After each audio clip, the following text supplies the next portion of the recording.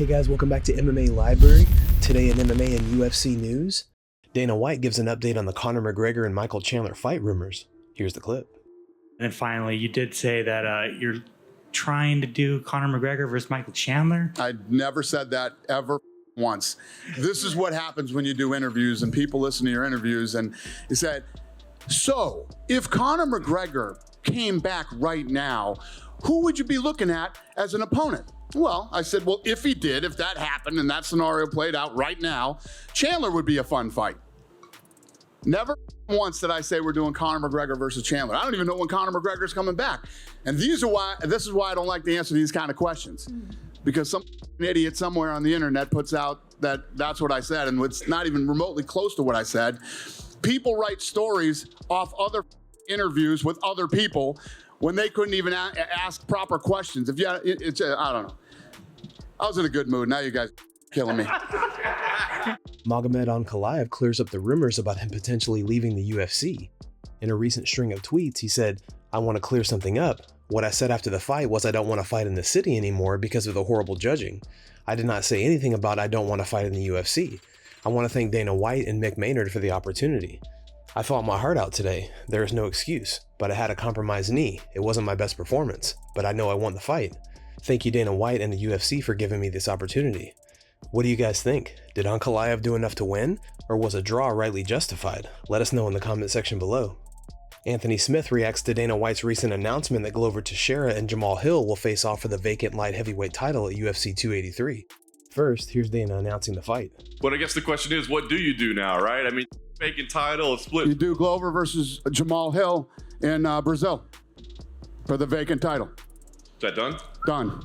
Here's what Smith had to say about the news. Yeah, that kind of leaves me with nobody. That's the problem. Ankalaev just fought, Rakic is injured, Blachowicz just fought, so Jamal Hill was left, Glover Teixeira was available and now is not. So you're next up for the shot then? Yeah. That actually makes you the interim title holder. Well, we were just talking. I said, hey, when do you really get serious about this next round of training for you? You said January 1, I'm really going to start to tighten it up. So. Yeah.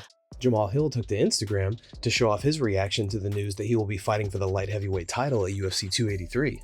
Here's the clip. If you know, you know. Y'all already heard him. Let's go! Let's go! Hey, I told y'all be patient. I told y'all be patient. I told y'all be cool. You already know what time it is, bruh. I've been saying, my time. In a recent interview, Dricus du Plessis advises DarrenTill to return to welterweight. He's an incredible fighter, but I do believe if he wants to make any run at being successful, he needs to fight at welterweight. Honestly felt that tonight, and I'm not hating on DarrenTill. I have all the respect for him, but he is not strong enough or big enough to fight at middleweight. Du Plessis then went on to call out Paulo Costa for his next fight. I would love to fight Paulo Costa if that fight could ever happen, but I don't know at this stage if he's going to renew his contract. I don't know what he's busy with, it's just a fight I've always seen. He's a big guy in a way, and I think he's somebody that flourishes off of being the big guy. He'll see a big guy when he steps in there with me, and I would love that fight. Big John and Josh go off on a rant while discussing Paddy Pimblett and his lack of improvement since his first UFC fight. Paddy Pimblett versus Jared Gordon. No way Paddy Pimblett won that fight. I just wasn't impressed, man. Look, I'm not going to say that I just said I wasn't impressed. What I should say is I'm a fan of Paddy Pimblett's. I think he's young still. He's got a lot of potential. He's definitely marketable. The hair, I love the wig thing that they were doing at the fights. Great idea.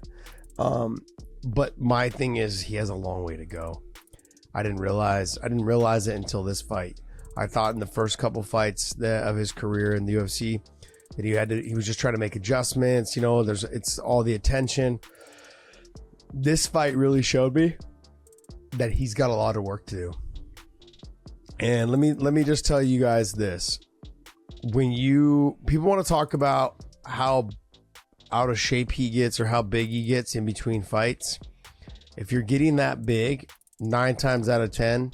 You're not really working on your craft. You're not training as much as you should be to try and improve yourself. I haven't seen any improvements since he came into the UFC. Not one. He still strikes with his chin in the air, way in the air. He found out last night he has no defense for the left hook. His takedown defense is not on par for the guys at 155 pounds. His submission game is good, but it's not great, guys. I'm not going to sit here and blow sunshine up here. It's not great. His cardio last night also lacked. He got tired in the midway through the second and into the third. That's why the takedowns and the pressure and all that stuff. He was the bigger guy, not by a little bit, but by a lot. A lot. And he was not able to get his back off the fence. Nate Diaz had some harsh words for both DarrenTill and Paddy Pimblett recently on Twitter. Diaz first took a shot at DarrenTill after his loss against du Plessis. He then went on to comment on the result of the Paddy Pimblett fight, saying, "Bruh, you lost that fight." DarrenTill opens up following his submission loss at UFC 282. Here's the clip. 29 now. I've been at the top of the sport since 2017. I entered in the UFC in 2015. I'm doing this video because I feel like you should do it. I should do it now, the right times now. I'm not retiring, this is not a retirement speech. I'm 29, that'd be stupid to retire, but you know, I'm on a bit of a losing skid at the moment, I really am. I'm not finding me right ways and stuff like that. It's crazy because, you know, when I'm in the gym sparring with all these best guys around the world, I'm in my element, and then when I step there in the octagon, I just can't seem to put things together. Then I have moments, like in the second round, where I'm untouchable, but then, you know, certain things happen, and I just want to say to everyone there, whether you love me or hate me, I'm sorry. I tried to come in and put a show on. I never cut no corners.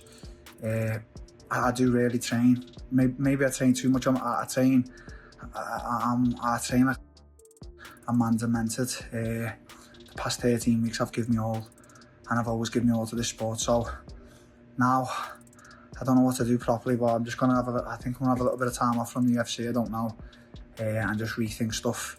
I'm not retiring. I want to fight. You know, I want to fight soon next year.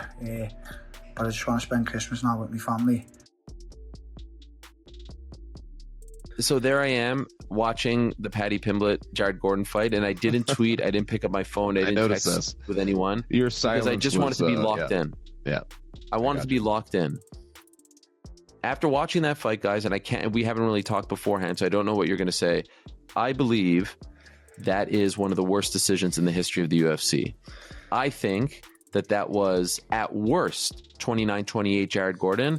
I think you can make a very strong case for 30-27.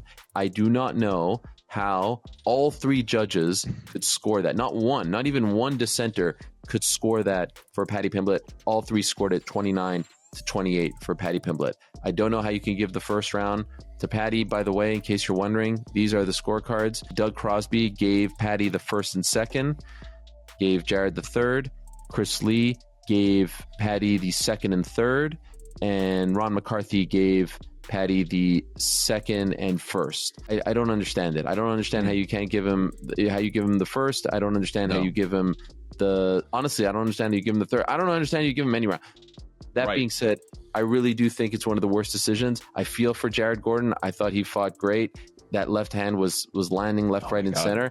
Guys, thanks so much for checking out the video. If you like the content we do here on this channel, don't forget to like and subscribe to MMA Library for all the latest MMA and UFC news.